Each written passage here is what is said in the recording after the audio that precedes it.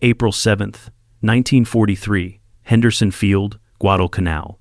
A fuel hose snapped off a half-filled F4F Wildcat just as 22-year-old Second Lieutenant James Elms Swett climbed into the cockpit. He had never flown a combat mission, never fired his guns in anger, and never faced an enemy aircraft in the sky. Minutes later, alarms blared across the field. 177 Japanese bombers and fighters were closing in. Every pilot was ordered to launch, ready or not. Swett shoved the throttle forward and lifted into the chaos. A rookie charging headfirst into the largest Japanese strike Guadalcanal had seen in months. 15 minutes later, 7 enemy bombers had vanished from the sky, and the Japanese would never forget the rookie they never believed would survive, let alone stop their attack. Swett didn't grow up in a military dynasty. He grew up around pumps. Born June 15, 1920, in Seattle and raised in San Mateo, California, James was the eldest son of George and Nellie Swett. George was an electrical engineer, a Marine reservist, and founder of a small company that built marine pumps and turbines, the kind of quiet, industrial machinery that kept ports and ships running. James grew up surrounded by gears, valves, horsepower charts, and blueprints. He was a working-class kid, more comfortable with tools and torque wrenches than with speeches or spotlights. In high school, nothing about him screamed, "future war hero." After graduating in 1939, he enrolled at the local junior college. That's where everything changed. The federal government, anticipating war, launched the Civilian Pilot Training Program.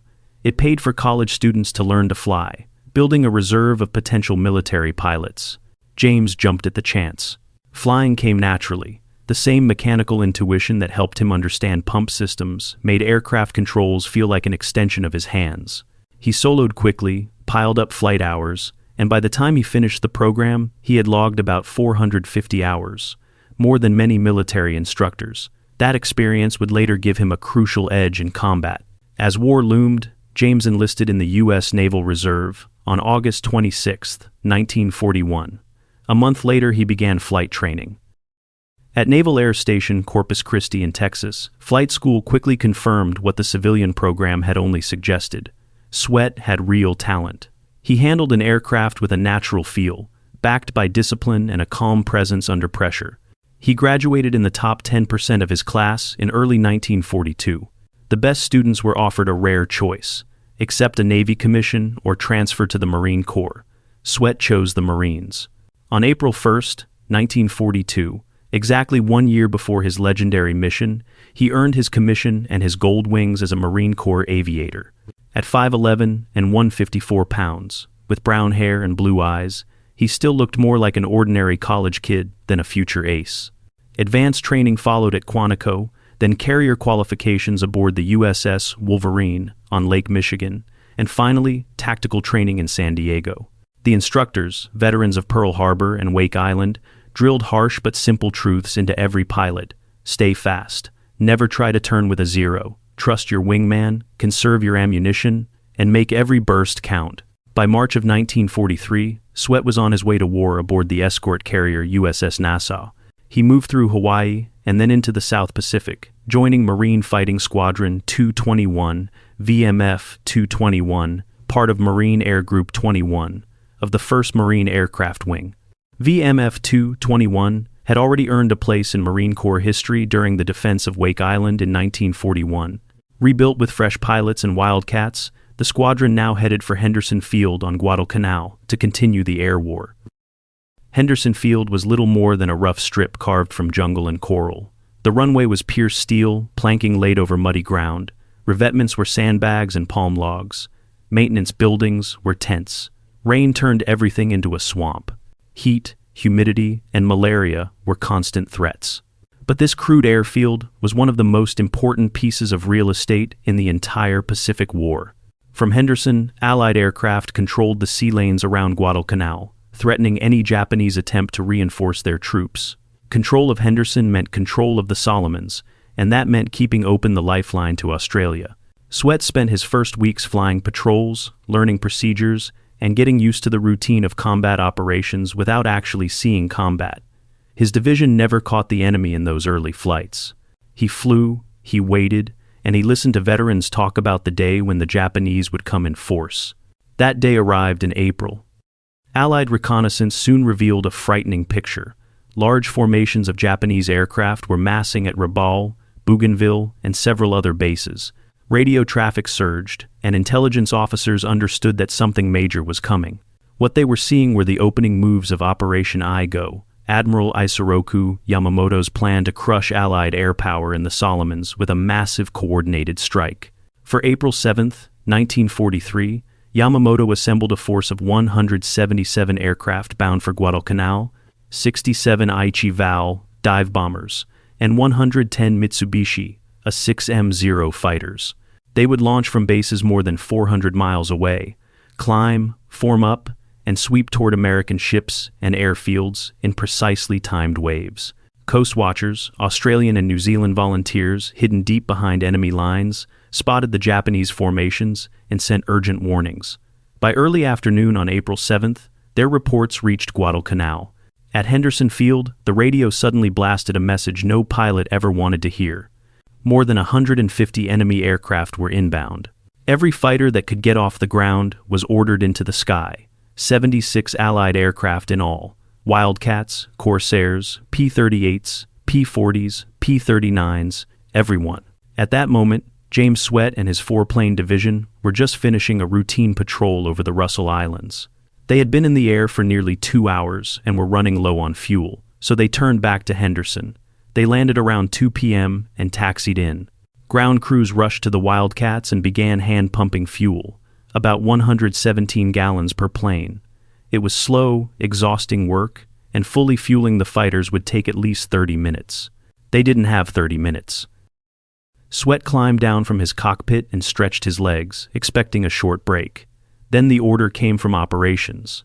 Launch everything. Partial fuel or not, they had to go now. Better to meet the enemy in the air half-fueled than die in their cockpit with a full tank. The fuel hose was ripped from Swett's wing tank, spilling gasoline onto the steel planking. Someone yelled for him to get back in. Around him, every fighter that could move was racing toward the runway. His aircraft was the F4F Wildcat, America's first-generation carrier fighter. By early 1943, it was already considered obsolete next to the new F6F Hellcat and F4U Corsair. But in the right hands, it could still kill. The F4F carried 650 caliber Browning machine guns, 3 in each wing, with 240 rounds per gun. That meant about 18 to 20 seconds of total firing time. It was slower and clumsier than the Zero in almost every category: speed, climb, turn, radius.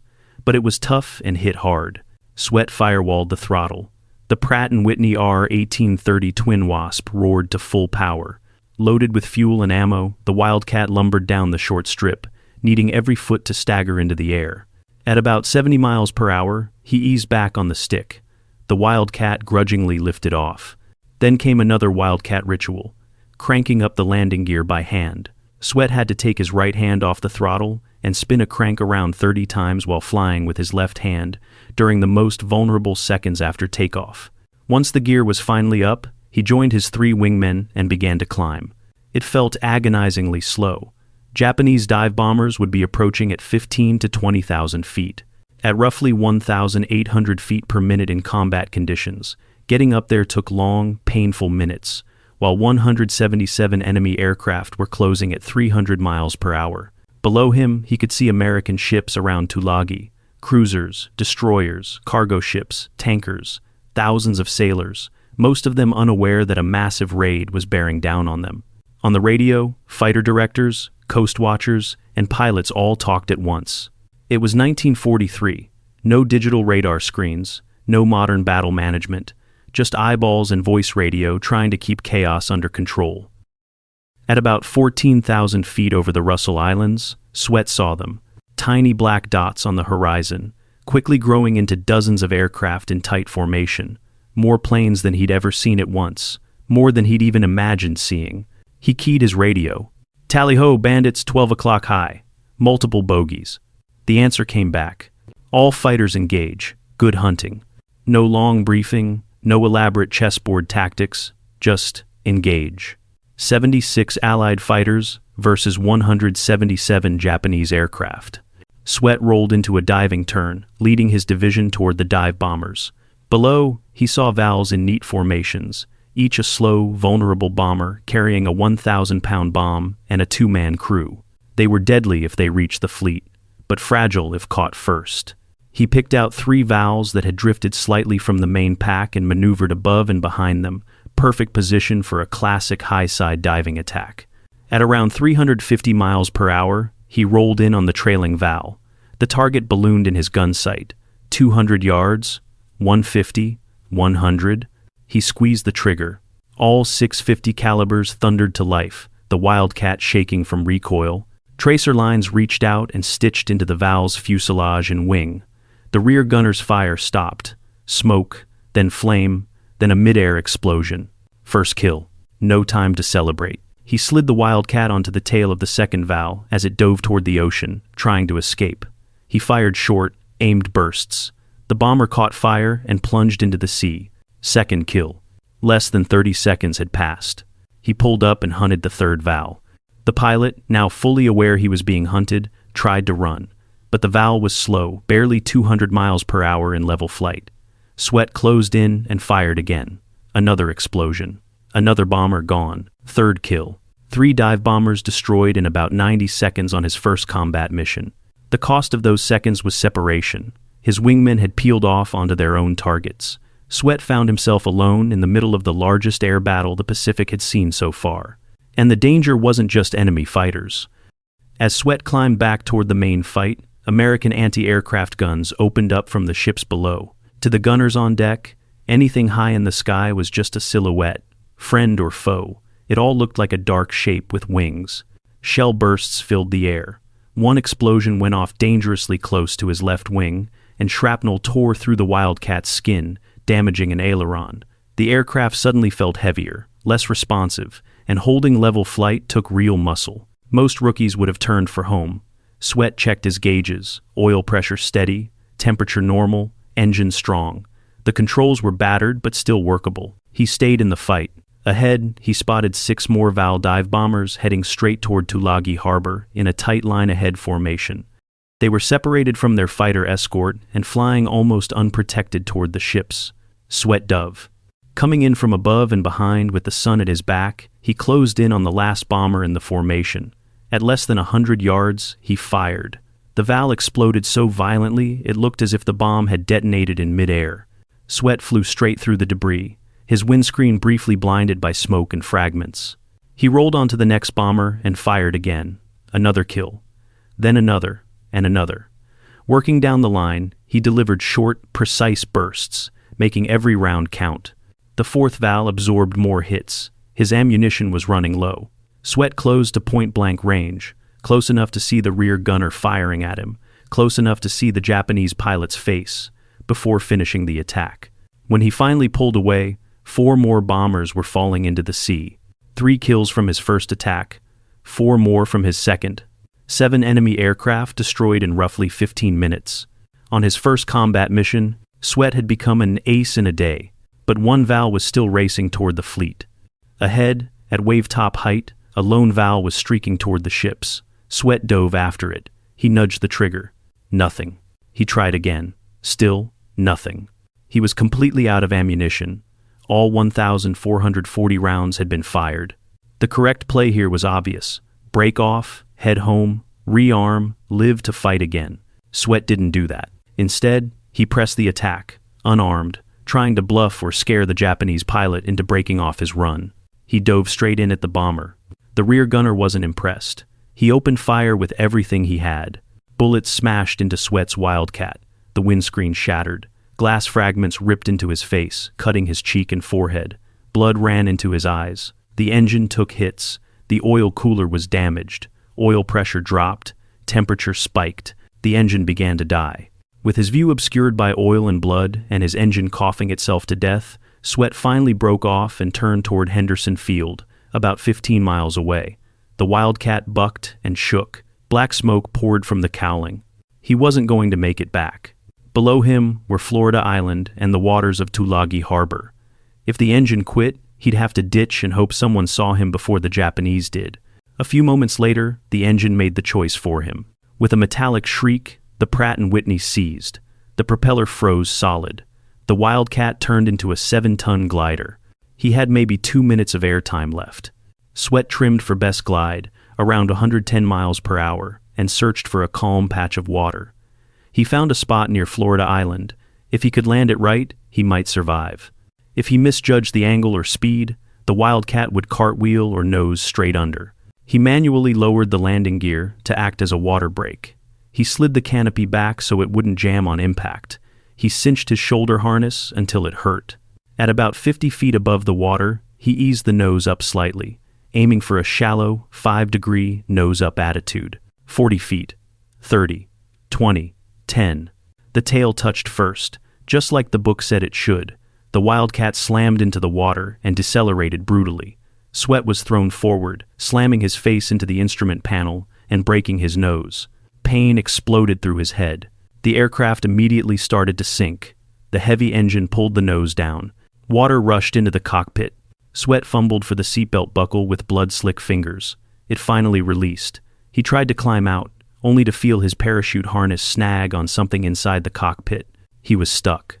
Water climbed from his waist to his chest to his chin. Cold salt water mixed with blood, stinging his cuts. Then it reached his mouth, his nose. He went under, still tangled inside the sinking Wildcat. He'd survived one of the fiercest air battles of the war, only to drown 10 feet below the surface. His lungs burned. His vision began to narrow. With one last burst of strength, he yanked on the harness. It tore free. He pushed off the cockpit and fought blindly upward, not even sure which way up was. His life vest, which should have inflated automatically, hadn't. Maybe it was damaged, maybe it had snagged. Either way, he was almost out of air and still underwater. Then, suddenly, the CO2 cartridge finally fired. The vest exploded with buoyancy, yanking him toward the surface. He burst into the air, coughing, choking, gasping for breath. Blood and seawater streamed down his face. His nose throbbed, his face burned, his chest ached from the harness impact. But he was alive. The air war was still raging overhead. Fighters diving, guns chattering, bombs exploding, ships firing skyward. Within about 15 minutes, a U.S. Coast Guard rescue boat spotted him bobbing in the water. The crew dragged him aboard, gave him morphine for the pain, and, according to later accounts, handed him a bottle of scotch. He took a grateful pull as the shock and adrenaline started to fade. They brought him into Tulagi Harbor and then to the Naval Hospital on Guadalcanal. Doctors cleaned and stitched his facial wounds, set his broken nose, and checked for internal injuries. Somehow, there weren't any major ones. He was battered, sliced up, and sore, but essentially in one piece. In the days that followed, intelligence officers and fellow pilots pieced together what he had done. Other aviators had seen his initial attack and his dive on the trailing valves. Shipboard gunners had watched the string of bombers going down. Witness reports matched up. The final tally: 7 enemy aircraft destroyed, all dive bombers. On his very first combat mission, he was now an ace many times over, and one of the few ace-in-a-day pilots in U.S. history. Admiral Mark Mitcher, commanding carrier and aviation forces in the South Pacific, personally nominated Swett for the Medal of Honor. Mitcher's recommendations weren't taken lightly. Once he recovered, Swett went right back into combat with VMF 221. The squadron transitioned from Wildcats to the faster, more powerful F4U Corsair. In June 1943, now a first lieutenant, Swett flew cover over the landings at Rendova Island. He shot down 2 Mitsubishi G4M Betty bombers and shared credit for a 0. 11 days later, near New Georgia, he downed 2 more Bettys while protecting his wingman, then shot down a 0 that was about to kill that same wingman. But another 0 slipped behind him and raked his Corsair with cannon fire, wrecking the engine and fuel system. For the second time in 3 months, Swett had to ditch a crippled fighter over water. This time he came down far from friendly lines, alone in enemy-controlled seas. He got out of the Corsair, climbed into his raft, and waited. Hours later, 2 Solomon Islander scouts in a canoe spotted him. These were local islanders working with Australian coast watchers. They dragged the wounded American into their canoe, took him to their village, then paddled him by larger canoe to a hidden coast watcher station. The coast watcher radioed for help. A PBY Catalina flying boat landed in a sheltered bay the next day and hauled Swett aboard. He was exhausted but alive. For saving his life, The islanders were paid the equivalent of about $14 in cloth and canned beef. Swett always believed that reward didn't come close to what they deserved. By late 1943, he was still flying and still scoring kills. Over Bougainville, he shot down additional zeros and vowels and scored several probables. By December, he had flown 103 combat missions and had 15 confirmed victories at age 23. On October 10, 1943, while he was still in the war zone, Major General Ralph J. Mitchell presented him the Medal of Honor at Espiritu Santo. The citation described how he led his division into a vastly superior enemy force, shot down 3 aircraft in his first dive, then 4 more despite intense fire that shattered his windscreen and wounded him before he ditched his fighter. In December 1943, the Marine Corps finally pulled Swett out of combat. He arrived in San Francisco on New Year's Eve and was assigned to Marine Corps Air Station Santa Barbara as an instructor, teaching new pilots the skills that had kept him alive. In the spring of 1944, he went to the White House. President Franklin D. Roosevelt, a former Assistant Secretary of the Navy, asked detailed questions about the Corsair and air combat. The meeting ran about 20 minutes, far longer than planned, because Roosevelt kept asking follow-ups. Swett remembered him as genuinely engaged and curious. Later, he moved to MCAS El Toro, where VMF 221 was retraining in newer Corsairs for Operation Olympic, the planned invasion of Japan's home islands in late 1945. Everyone knew it would be unimaginably bloody. Then Hiroshima and Nagasaki were destroyed by atomic bombs. Japan surrendered on August 15, 1945. Operation Olympic was canceled. VMF 221 ended the war with 185 aerial victories, second among all Marine squadrons. After the war, Swett took command of VMF 141 at NAS Alameda, flying Corsairs again. But when the Korean War broke out in 1950, the Navy decided Medal of Honor recipients were too valuable to risk in combat. Swett argued that he should lead his squadron in war. The Navy said no. Frustrated, he left active duty but stayed in the Marine Corps Reserve, eventually retiring in 1970 as a colonel with 29 years of total service. After leaving active flying, Swett went back where he'd started, his father's pump and turbine business in the San Francisco Bay Area. George Swett died in 1960, and James took over. For the next 2 decades, he ran the company, small, technically demanding, steady rather than flashy. It provided jobs, made reliable equipment, and kept ships and harbors running. The calluses that had faded from years in the cockpit came back from years on the shop floor. He eventually passed the business to his own son. The firm stayed modest but successful, one of thousands of quiet American companies that powered the post-war boom. In retirement, Swett moved to Trinity Center, and later Redding, California. He became a frequent school speaker, talking not about how many airplanes he shot down, but about values. He talked about the values that had shaped his life: doing your job well, supporting the people beside you, taking care of your equipment, and owning your responsibilities. When students pressed him about combat, he didn't glorify killing. He talked about training, teamwork, and preparation. In 2006, the History Channel's series Dogfights recreated his April 7th mission with computer graphics. Swett himself narrated parts of the episode, calmly walking viewers through one of the wildest 15-minute combat sequences of the war. For younger audiences, the contrast was striking. A soft-spoken elderly man describing a day where he single-handedly wrecked a Japanese bomber formation and survived an impossible ditching. On January 18, 2009, Colonel James Elms Swett died in a Redding hospital from heart failure after a long illness. He was 88. He was buried with full military honors at Northern California Veterans Cemetery in Igo, California. Marines fired a 21-gun salute. Fighter aircraft flew a missing man formation overhead. The flag that had draped his coffin was folded with perfect precision and handed to his family. His headstone is simple: name, rank, dates, Medal of Honor. No list of kills, no mention of ace or 7 planes in 15 minutes. Just a quiet marker among many, surrounded by other veterans, some who died in combat, others who died in old age, all equal in the end. James Swett's life captures something essential about the generation that fought World War II. He wasn't born into privilege, and he wasn't raised for command. He was a working-class kid who understood machines, seized an opportunity through a government training program, and brought natural talent into a system built to turn ordinary civilians into combat pilots.